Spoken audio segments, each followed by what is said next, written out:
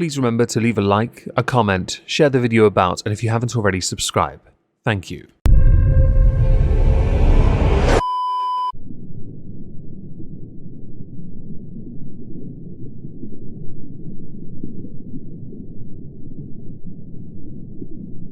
Well, isn't this just fantastic? Captain's Log, subdates 230327.2. We're starting the week off strong by attempting to remove ourselves from this clearly cursed realm. We got what we came for, and now we torture Bork for the Bants. Welcome everyone to This Week at Twitter, or Twat. Today we're going to start with a YouTuber called Peetz of My Mind, or Peetz. On this channel, I have spoken of Peetz twice before. The first time as a mukbanger's ex-wives, and last year I released a Where Are They Now on him. I'm not best impressed with the kind of person he is, and I'm saving an end-of-year review for him for December. He is going to get flayed, if he's still active by then. Who knows? Recently I saw a tweet by Queen of WTF, listening to Peetz complain that he can't find a job, eye roll emojis. According to him, there is nothing out there that he is qualified for, and the ones that are would make him miserable. #Peetz, #foodiebeauty. Oh, and a facepalm emoji as well. Peetz is a live streamer on YouTube. He does do videos. On Social Blade, he doesn't do particularly well, which is fascinating really because he claims to make more money from doing this than doing a 10-hour job at somewhere like Walmart. Peetz is the kind of person to make every excuse for why he can't do something and not give you one reason for why he can try and do something, not realizing that by simply doing a job, he could in turn feel better. He could in turn feel more like he's accomplishing something. He is an entitled, lazy, grifting little hag. Replace the word little with fat. He doesn't look after himself and expects others to do it for him. When it comes to employment, he won't bother, because he'd rather freeload off the system and then complain about the system. Yes, I've seen enough of his live streams to know he's a train wreck. The only claim to fame he has is Foodie Beauty, and Foodie Beauty has sodded off back to Kuwait to avoid paying taxes, meaning he now has to stand on his own 2 feet, having left the condo, the penthouse, the amazeballs place, the trash mountain they lived in. You know, the place where they didn't look after the animals, let alone themselves.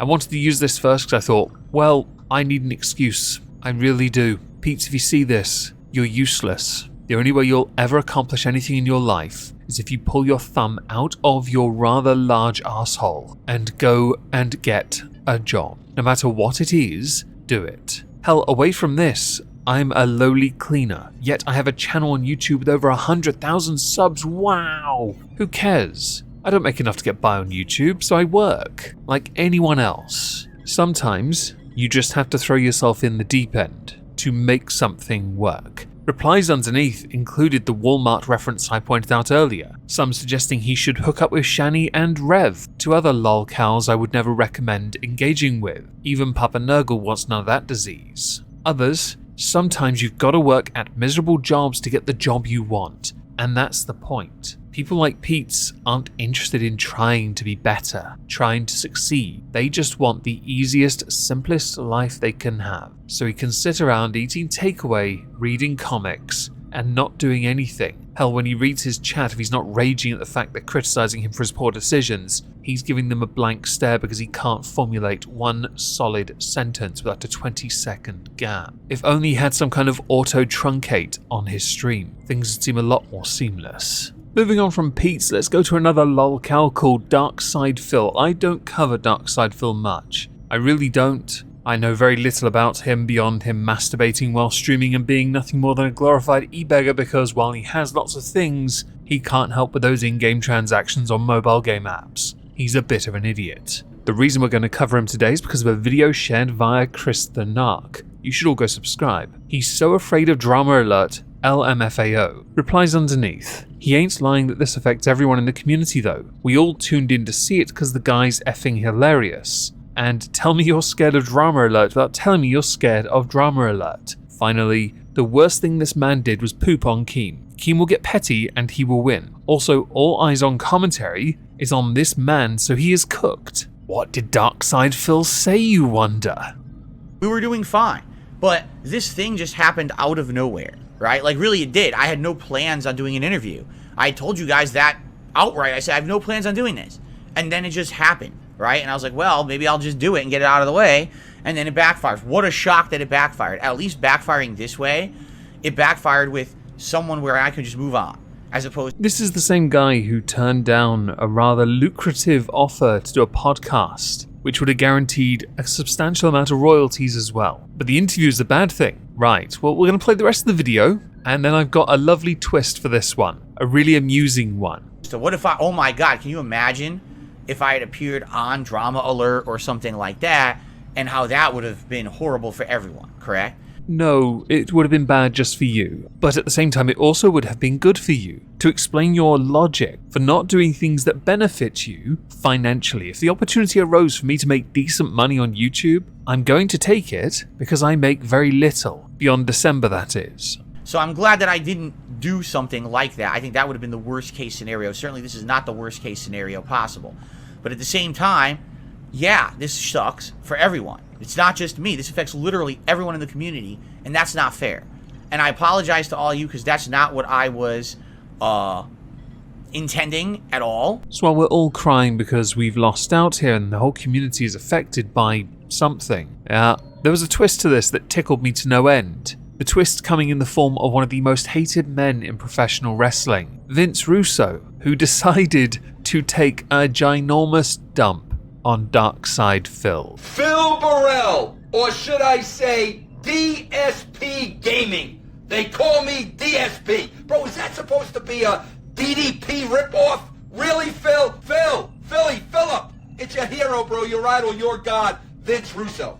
Now, I heard all about you, bro, from your detractors, and I'm like, bro, this guy can't be that bad. So I checked you out, and let me tell you, bro, you are that bad. Turns out it gets worse, though, because Russo knows everything. He even knows about the masturbation stuff, the excessive spending, being declared bankrupt because of your all microtransaction nonsense. Like, no lie, Darkside Phil could live a comfortable life. He really could, if he wasn't so addicted to short-term, gains in favor of long-term monetary benefit. And success, I might add. That podcast, the one he could have done with Boogie and Wings, if that could have been arranged. Yeah, all three men could have benefited from that. But he's such an egomaniac. He thinks the only way you can do business with him is through professional email channels. Oh, I got a manager. What is it, your left hand? The video from Vince Russo is 2 minutes long, and in that video, he just destroys Phil. Destroys him, and I'll link it down below in the pinned comment with all the sources. It is quite entertaining. Oh, and I should mention the doxing concerning DSP, the bank statement stuff.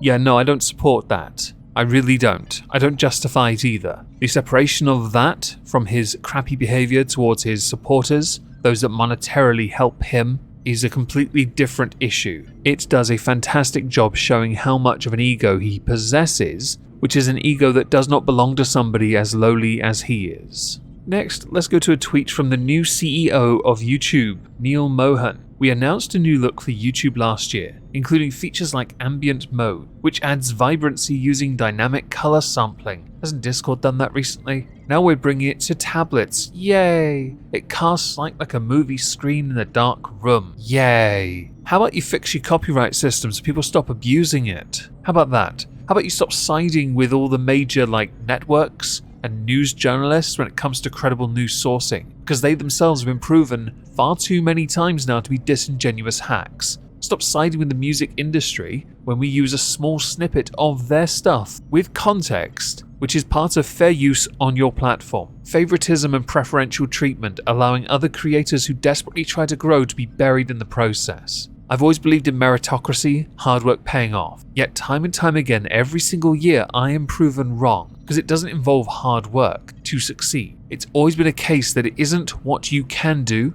it's who you know. To finish this quite short video, and I do apologize for that, but I didn't look at Twitter as much this week, or last week, as I should have. We'll go to a video shared via Countdibula. A video where a lady who has a type, older men, gets with an older man, but then is a bit disappointed when she finds out that the maturity she expected from his age isn't all that it seems. I really thought being married to an older man would be nice and all mature and everything. My husband is 38 years old, and I just got back from the grocery store where I had to buy him dino nuggets, and that's what he had for lunch.